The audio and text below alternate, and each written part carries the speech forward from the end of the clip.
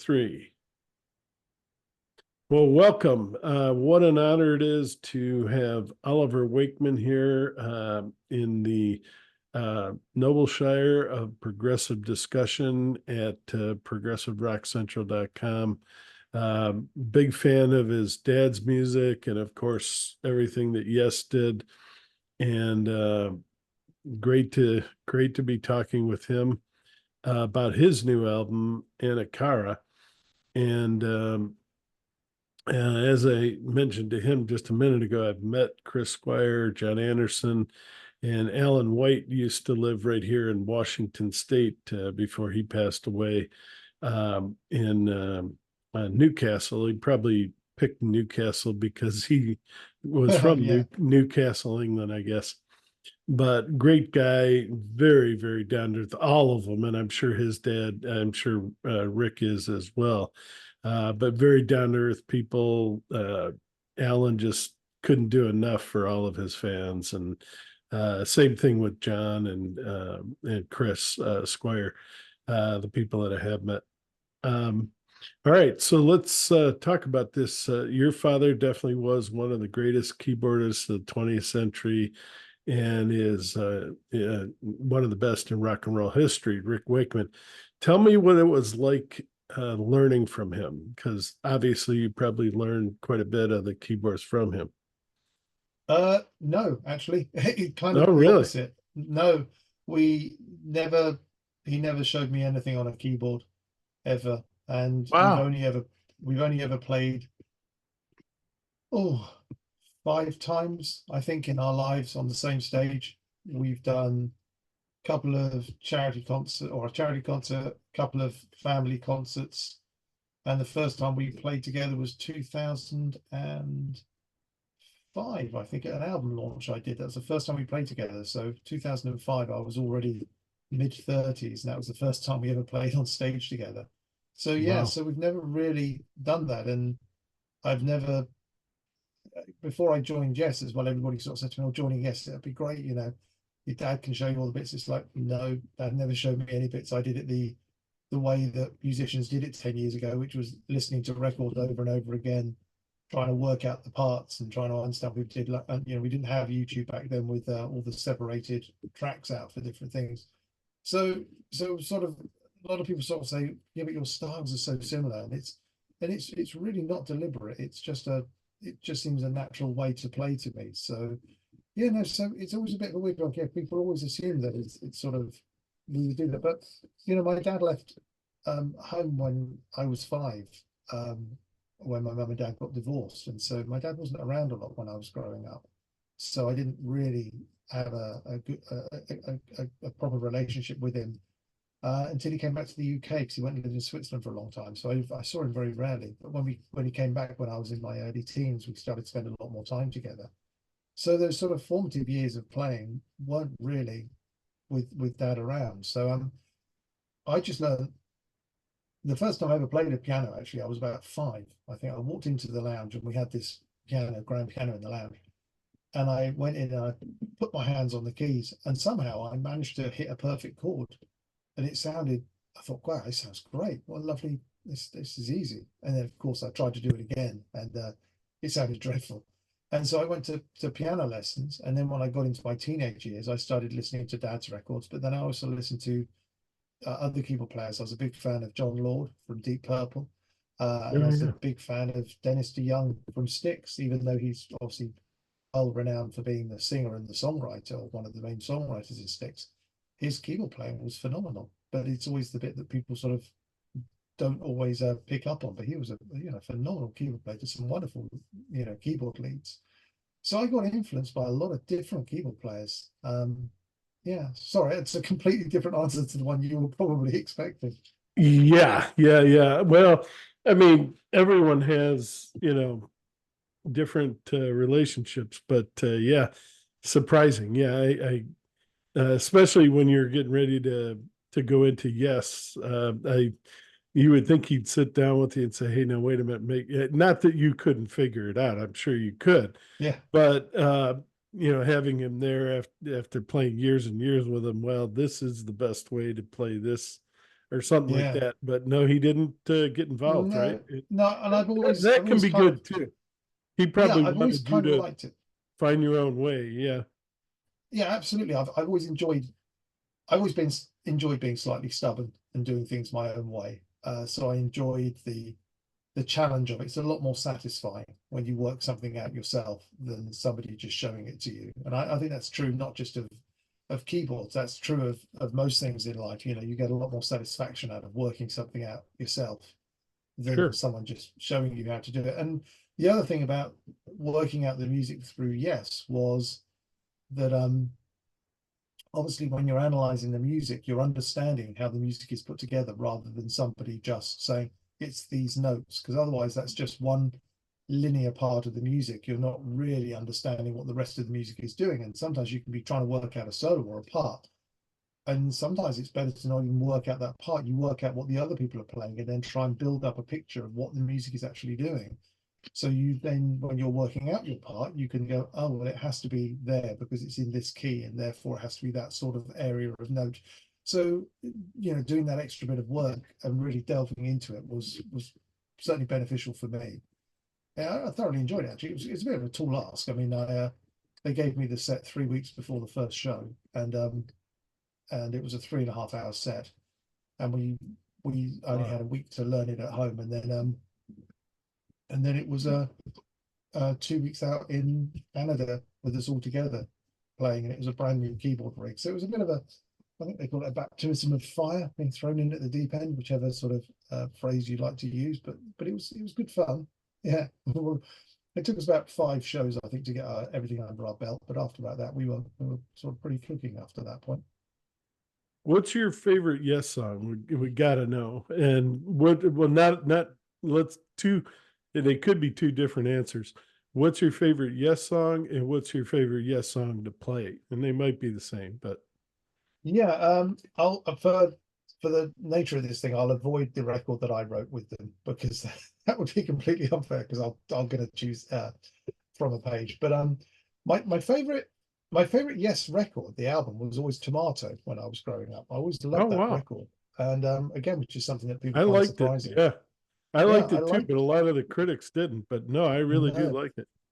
but I think it was because I was probably in my teens, and it was about the time we were talking about earlier, where my dad came back to the UK, and I started to go and see him a lot. And he had an old snooker table at the top of his house, and I used to go up there, and he had a stereo up there, and he put a load of records out there, and so I would just listen to these records, and Tomato was one of them, and I just sort of found myself playing it over and over again whilst playing snooker, and so it always stays with me as a really strong memory, and I really genuinely really like the music and the songs on it. Um, but one of my favorite Yes pieces, it's not probably not Is all, which what? most people find quite unusual, is Holy Lamb off of Big Generator. Oh yeah, yeah. I really like that track. It's just such a beautifully gentle track. It's got a Mhm. lovely keyboard solo at the end of it, which isn't bad. And it's just a nice song. And so I really like that from a song point of view because it's just a song. You know, it's one of John's really nice. It's just a song. Um, but I've got a soft spot for loads of the pieces to play. Close to the Edge was always really challenging because Oh yeah. because it's quite long, and there's lots of keyboard parts in it, and there's lots of places where you really have to really be on it to make sure you get the arrangement right. Um, I always enjoyed. It's going to sound a bit strange, but I always really enjoyed playing Perpetual Change, which we Yeah. only did after about a year and a half in, because there's the bit on the record where it sort of crossfades between two different types of music in the middle of the song. And we had to work out a way of doing that live, which was really interesting because you kind of had to split your brain into two and kind of ignore Chris and Alan, and then I would do a part, and then I would slowly morph into joining them. And that was always great fun to play. I really enjoyed playing that. And I'm not even sure there's a recording that exists because it wasn't on the live album we did. I think it came into the set, the tour after that. So I always enjoyed playing that, and I think it's probably because they're the sort of, maybe, I'm not going to say not as well known, but they're the ones that aren't as well represented in the live canon. You know, you can get hundreds of copies of Roundabout and Close to the Edge and Siberian Kachoo, but something like Perpetual Change isn't everywhere. It's not Yeah. one of those mainstay songs that they always do. So I quite enjoyed doing that as well because it was a bit different as well. And also, it was quite nice to be able to put a little bit more of myself maybe into some of the songs that weren't dad based, because I was picking up like Tony Kaye's parts on Perpetual Change, so I could develop that a little bit more than I could with dad's stuff, because dad's stuff was so specific to the song, particularly with the solos and things. So yeah, so Perpetual Change was good fun to play live. Tomato was probably my favorite Yes record, and individual just song I really did like Holy Lamb, but probably everybody listening to this would just go, you were That's in a great. less. Yes, yes, and those are your two favorite songs, Holy Lamb and Tomato, from two records that really weren't considered their best. What about Awaken? I have to ask you. It's one of my favorite. It's not my favorite, but it is one of my favorites. It is a great track, and I do have a real soft spot for the Going for the One record. Yeah. Uh, I, when we used to play on tour. We played Parallels, I think, when we were on tour with that, which was always good fun to play. Um, and we were going to do Wondrous Stories, but we never did, which was always a bit of a shame. I ended up doing a version of that with Gordon Gilbert when I toured with him many years later. But no, that was when I was a kid. My mum got me a record player. She went up into the loft and pulled down a load of old records that had been dad's before he'd gone. And one of those records was Tales from Topographic Oceans, Going for the One, King Arthur, and The Grand Illusion by Styx. And that's why I'm a huge Styx fan, because I love The Grand Illusion. Yeah, Uh, it's a and good. and I, and I remember as a kid looking at Going for the One, and opening up the sleeve and seeing dad's picture there and stuff. So I sort of remember it, and I obviously Awaken's a tremendous piece of music. I really enjoy the piece of music. It's difficult with Yes music, isn't it? Because a different day you can find something else that's different that you really enjoy. It's a really odd sort of thing to try and Yeah. pick one out of such a large collection of Yeah. music. Um, but yeah, there's probably bits and pieces I like all over the place. I have particular fond spots for. I mean, you know, there's I'm just trying to think of something in particular. There was something special about standing on stage and playing something like I'm just trying to think of something that we did, sort of parallels, where you did have Chris, Stephen Allen, who were all on the original record, and you're playing with three of the With guys that them. were on the Yeah. original record, yeah. And then doing Owner of a Lonely Heart, and you're playing with Chris and Alan, who were obviously the mainstay of the band. There's lots of moments that were special, not just because of the piece of music, but because of the situation that we were in. Sure. Um, and we did play Owner of a Lonely Heart once, actually. We played it at the Greek, I think, in California, and Trevor Rabin joined us on stage. So I had Steve and Trevor and Chris and Alan all on stage with me at the same time, and Wow. that was quite a special moment. That was quite nice. So I'd say. yeah, so it was lovely. It was really really nice. All right, let's talk about your album because I don't want to do a yes thing. It's not fair to you. That's okay. I'd love to. I mean, I'd love to spend all day talking about yes, but no. We're here to talk about your album, um, Anam Cara. Where did the concept for that album evolve? And it's a wonderful album, but I'll let you talk more about it than me. Yeah, go Uh, ahead. okay. Well, the album, I started writing the album many years ago. Uh, and Anam Cara is Gaelic. It's Celtic for soul friend. So that's the literal translation behind it. Yeah, And the way that I write albums is um I don't do it in the sort of traditional way that maybe a lot of singer-songwriters or songwriters do, which is you write 10 songs, you go, there you go, that's my latest 10 songs, that's it, off it goes into an album.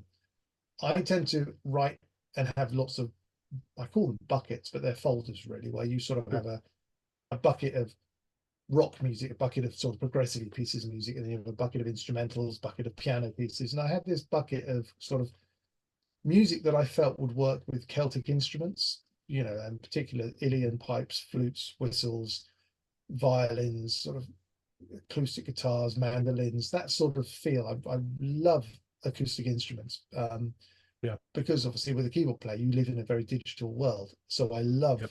the organicness of those real instruments.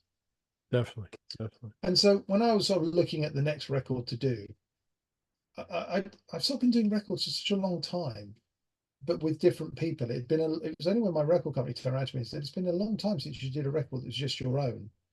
And I said, "No, I did Dark Fables, and then I did Ravens and Lullabies, and it was In the Present and From a Page." And they said, "Yeah, that was with Yes, that was with Gordon Giltrap, that was with Clive Nolan." That, they said, "You haven't done one that's just you." And I went, "Oh." I said, "So what would you like to do?" Looked at these sort of buckets and said, "I've always wanted to do the Anam Cara record, because I really like the idea of being able to work with a really brilliant group of musicians." And so I had this bucket. So I said, "Well, let me go away and look at the music." And I went through all the music and thought, because what you're looking for is you're looking to see if the music, it's not that it sounds the same, but it has a similar theme or a similar approach to the songwriting. And you can feel something that joins these songs To together. build an album. Yeah.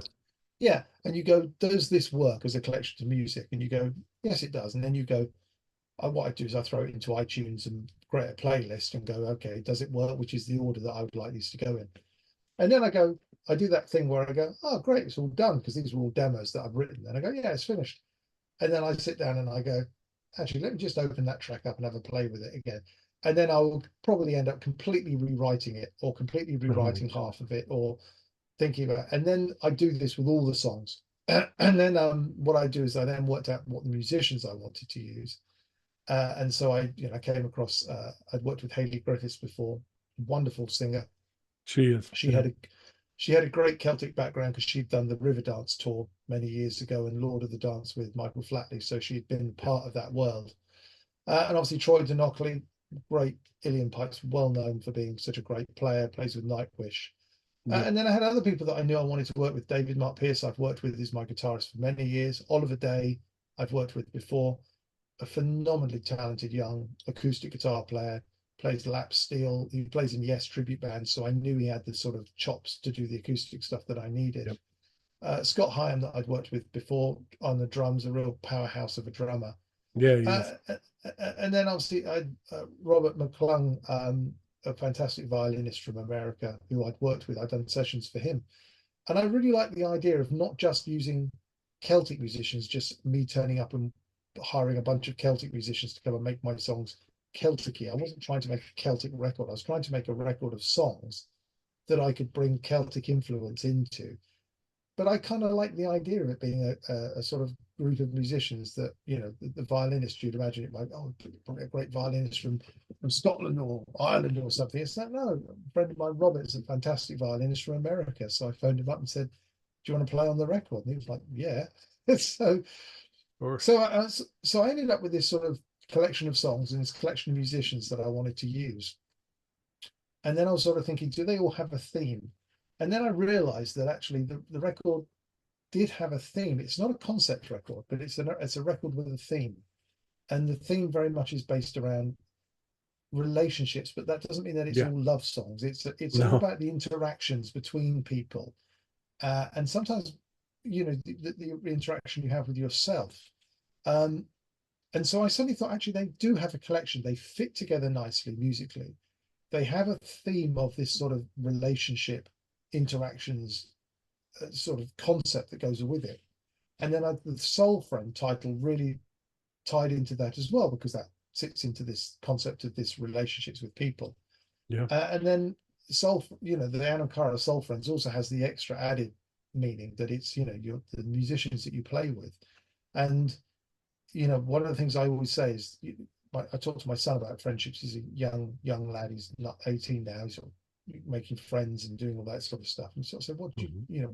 what's the most important thing about a friend? And I said, well, friendship could be many different things, but one of the things that you learn over time and the people that you stay with for a long time as your friends, some friends come and go over the years and they're in your life for a period of time and then you drift apart. So but you'll end up with some friends that will be with you all the way through. And the main thing about that is trust. You have a Yes. trust that you can trust this person, Yeah. to help you, to listen to you, and I explained this to him. And then I sort of think about the soul friend, and I sort of think, well, actually, with a musician, musicians inherently, even if you meet a musician for the first time, you inherently have something in common that you both really like, which is music. Music. Secondly, when you're trying to get them to record something for you or do something for you, you're trusting them to deliver what you need. Yeah. But you also, you can also be honest with them, which is another thing about friendship. You have to be honest with people. And I sort of thought to myself, do you know what, that really works with this. And then, of course, when you play live with musicians, you're completely trusting them to hold everything together whilst you're doing a solo, or vice versa. There's uh, and it's the most wonderful feeling, that trust with musicians to actually Yes. to deliver what you're trying to do, whether it's a record or a live show. And so suddenly Mhm. this whole Anam Cara sort of concept actually worked across everything, and then it all sort of fell into place, and it was like, actually no, this really works. And then the music just kept developing and developing. I kept rewriting new bits, and it just came together. And then I played it to the record company, and they actually said to me at the time, when they first listened to it, they went, actually that's a bit special, that's not what we Yes. were expecting at all. That was, which was really gratifying, because it was a lot of work to pull it together. Sure. All right. And speaking of live, I've noticed you had a few pictures where you've done a few shows. Will you do a tour for this album, or are you too? You've got to be extremely busy with Uh, Yes I'd Music. love, I'd love to do a tour. We're going to hopefully do a show or two at the end of the year. We did a headline show in April, which was for a festival, and they particularly wanted me to play From a Page, the Yes record. So that was my original plan, was to do the Yes record, and then the release date of the record coincided with this show.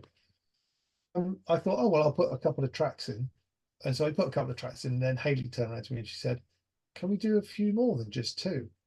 So we pulled in four tracks from the record and did those. And what was particularly nice about that show is that we played those four songs in amongst a lot of my back catalogue that people knew, and in just before the Yes music, and it was all received in the same manner as all the other Good. music. It just slotted into the set really nicely, and it was great fun to play, and everyone was like, we've got to do this again. So the plan is to do a couple of shows at the end of the year, and then hopefully next year we might be able to put something together that might be a bit more substantive as a tour, because we need to do 6 months to see how the record's doing.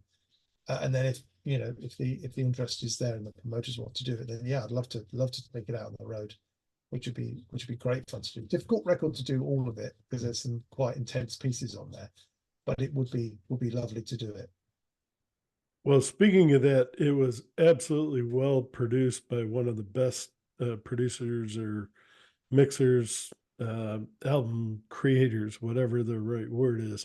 Carl Groom is just amazing. He's done so many great albums. And then you add John Mitchell as well. And they, along with you, of course, and all the members of the band, created something that is amazing. What's it like working with those two, Carl Groom and John Mitchell? I've worked with Carl now since 1999 was the first thing I did with Carl, which was the Jabberwocky record. And I've worked with him. I think there's probably only one record or two records that I've done that haven't been with Carl. Everything else has been through Carl. And I There's a just thoroughly, trust. thoroughly enjoy working with him. Yeah, he's just great. When you consider that he's a guitarist in the band Threshold, so he's a full-on rock and roll, heavy rock guitarist, and yet he's one of the most even-tempered, calm, thoughtful people you'll ever meet. And Which is what you need in that position. Yeah, you don't want, you do. yeah, And so I'm there coming up with all these ideas of how I want to do things, how I want things to sound, and Carl will just sort of say every now and then, he doesn't tend to push too much on my sort of vision for what I want for the record. But every now and then he just sort of goes, I think we should do something here. And so in particular, there's a track on there called I think it's 1,000 Autumns is the track. And at the end of it, there was a guitar solo, which was beautiful solo played by David Mark Pierce.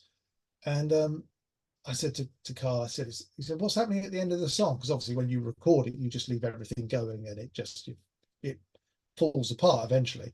And he said, what's going on there? And I said, well, we're going to fade on the guitar solo. I want to do it a bit like the Yes track, Adventure, where Oh yeah. you hear Steve Howe playing the guitar, and you're like, oh no, don't fade it. I want to hear the rest of it. And that was in my head, was the idea. And so I said, that's what I want to do.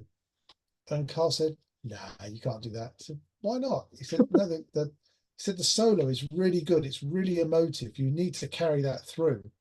And I said, okay, what do we do after that? He said, well, then I reckon we go into some strings and the piano playing. You play piano at that point. I said, okay, what I'm saying? He said, we'll fade on that. And I was like, oh, okay, great. So you'll keep the guitar solo, but you'll quite happily fade me out. That hurt. Yeah. But he was, he's so good like that. He came up with that idea, and it was the only thing about the record that wasn't in my plan, but I've completely, accepted it was a really good idea now. And John Mitchell's great. He's such a talent of he's just a musical oracle. He just knows everything. We'll be sitting there doing the backing vocals and working stuff out, and I'll be going, oh, I think it goes, no, no. He's going, no, that would just, and he can just pick the notes out. He's just brilliant at that sort of stuff. So he really helps pull the harmony work together. But the funniest story I have with John was when we recorded Haley's vocals. We did Haley's vocals together there, and Haley had finished and gone for the day. And his studio isn't huge, but it's got a nice control room and stuff. And then there's a sort of a live room, but in between there's sort of a corridor. And as you walk from the control room to the live room, you go into this corridor, and John is quite an eclectic character. He collects things, and he's got suits of armors and things in this hallway. So, Yeah, I and then think I I've looked seen around. it. Yeah, and I looked I around, and think both. I said, what's that, John? He said, oh, it's a harmonium. He said, I thought it was.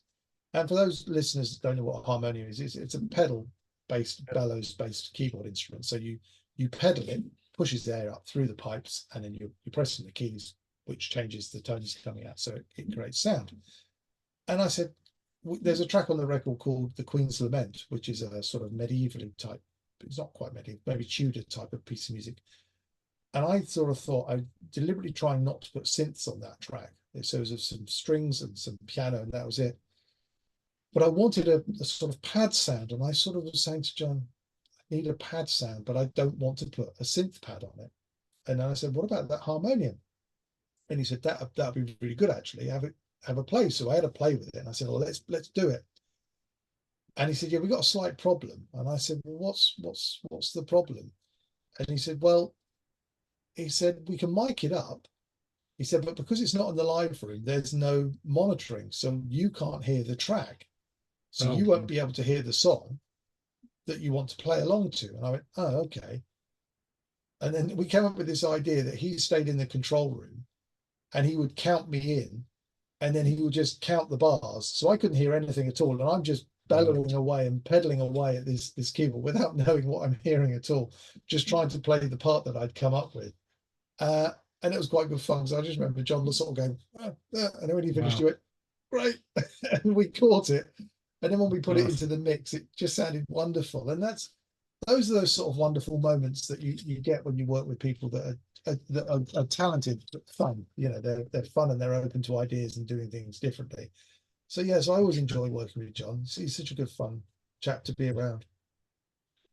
Well, what are besides Yes? What are some of your influences? What bands did you grow up with and love to hear? Well, I've obviously I grew up with the records that I mentioned earlier on that my mum had given me. So I sort of got into sort of Styx records. I really like Styx. And what my stepdad John was a huge music, or still is a huge music fan. Now, different to me though, what he did is he changed over the decades. So when he got to the 80s, he became really into 80s music. When he got to the 90s, he listened to a lot of 90s music. He didn't sort of stay like a lot of us do, rooted in the period of music that we really enjoy. I mean, No, there's a period I've of music I really enjoy, yeah. and I stay there. My son's always saying to me, listen to this. And it's like, do you know what? There's about 8 Deep Purple solo records I've never listened to yet. So I'm going to listen to those over some new thing that you want me to listen to. But what I used to say, whenever I used to go and buy a record, and that would often be down at a secondhand record store or a car boot sale, um, I would buy the record, and he would put it onto a tape for me so I could listen to it in my Walkman. And what he would do is he would take the record for me, and then he would put something else on the other side that I didn't know. No, So, surprise. for Yeah. those young people listening, tapes were when you used to have to turn them over Yep. to listen to the other side or forward wind. And that's how I got into bands like The Doors and things, because he used to do that for me, put bands that maybe I wouldn't have gone out and bought, but then I ended up becoming a huge Doors fan because of that. So that was always great fun. Um, but there's one part in my head that always comes back to me, which is we were on holiday and we ended up in this little town called Bideford in North Devon. And over in England, there was a chain of stores called Woolworths, which I Yeah, don't we think had that. it's, yeah. And in there, We they would have. always used to have this sort of bucket full of cassettes that they used to sell. Oh yeah. And I Yeah. and I went in there, and we had about a 3 hour drive home. And I was starting to listen to a bit of Pink Floyd. I'd listened to a few bits of Pink Floyd and was enjoying Pink Floyd. And I remember going into the shop with my mum, and I looked at this and I saw this Deep Purple cassette. It was the best of Deep Purple. And I picked it up and I said to my mum, this band a bit like Pink Floyd? And my mum, who, you know, when I was growing up, my mum loved John Denver. She loved Cat Stevens. She Oh didn't yeah. really listen to the rock stuff. Acoustic. And she did, Yeah. yeah, she just sort of looked at me and sort of looked at it and went, yeah, yeah, they are. Not interested in the slightest. So I went, oh, okay. So I went and bought it with my holiday money. And we got in the car to go home. And I got my cassette player and I put this thing in. And the first track was Speed King. Now, anybody that's a Deep Purple fan will know that Speed King starts off with some beautiful Hammond organ playing by John Yep. Lord. So I put this headphones on, it's quite loud, and I'm just sat in the car and I'm getting this Hammond organ stuff going through, and I go, oh, okay, this is quite nice, And then suddenly Richie Blackmore comes in, dun, dun, dun, dun, dun, Yeah. and my brain just went, whoa, what's that? And then of course Ian Gillan comes in with his amazing vocal delivery, and then Ian Pace and Roger Glover are going at it as well. And I sort of went, this is amazing. Yeah. It was just a sort of raw rock compared to maybe some of the finessed rock that Yes were doing and Styx were doing. It was Yeah. a lot more. I'm not going to say brutal. That's the wrong word, but it's a lot more. I'm going to say testosterone Organic. based, Or, but yeah, it yeah. was a lot more aggressive and it had a bit more aggression to it. And it Aggression. wasn't Yeah. so. Yeah, and I sort of listened to that and I thought, wow, it's amazing. But this best of record had things. It went all the way up to their early days, so it had things like Mandrake Root and Yeah. Hush, the original version of Hush. And I just suddenly thought, God, I love this. And I listened to that cassette over and over again. And then over the years, sort of picked up everything that they did. And oddly enough, again, my favorite Deep Purple record is Who Do We Think We Are? Oh yeah. Which is one of the records that most Yeah. Deep Most people Purple don't people talk will about go, it. Yeah. don't talk about, but I love it. The keyboard playing on that record is amazing. So Deep Purple were a huge influence and John Lord, the way he played keyboards, the way he just attacked them. Yeah. Dad was a very controlled player, very flair based, and it's a style that I love playing in. But John Lord just had a you know, throw caution to the wind, just kicking the hell out of these keyboards. And I loved it. And I was very lucky to see him on his last tour before he retired and then Yeah. sadly passed away. So Deep Purple were always huge to me. Uh, I was a huge fan of Styx, and not, as I said earlier on, because Dennis DeYoung's keyboard playing, but it wasn't his keyboard playing that I was a big fan of in Styx as a whole. It was the Yeah. songwriting, the fact that they were able to meld more complex pieces of music in a really accessible way. They were doing that from quite an early time, which I think is Yes. how they managed to have. I mean, what did they have? 4 or 5 massive, massive platinum records in a row. Grand Yes. Illusion, Pieces of Eight, uh, Paradise Theatre, all amazing records. So I sort of always sort of say when people ask me what the influences are, I sort of say, well, keyboard players, it was Dad, John Lord, and Dennis DeYoung. Um, but when it came to music, songwriting, it was the people like Tommy Shaw and Dennis DeYoung that I really was inspired by, because I felt they were such good songwriters, Yes. and then I got into bands like Marillion, the well-known British band, who had that wonderful way of making keyboards and guitars sound equal. And I think that's one Yeah. thing I've always really enjoyed in music, is where musicians are given equal reign. I mean, not to say I don't love a good heavy rock band or a synth band or something where it's completely skewed in one way or the other. But there's something particularly nice about a band of 5 musicians who each get to shine at different points and Yep. allow the music to have a rich tapestry of sounds coming through it rather than just maybe a sort of singular vision of how the music sounds. And so I've always enjoyed bands like that. Um, and you top it off with a good songwriters, and it's just wonderful. So yeah, so those are sort of my sort of early influences. And I could like a bit like you were saying earlier on, talk about, yes, I could sit and talk for hours about records and people that have inspired me. I just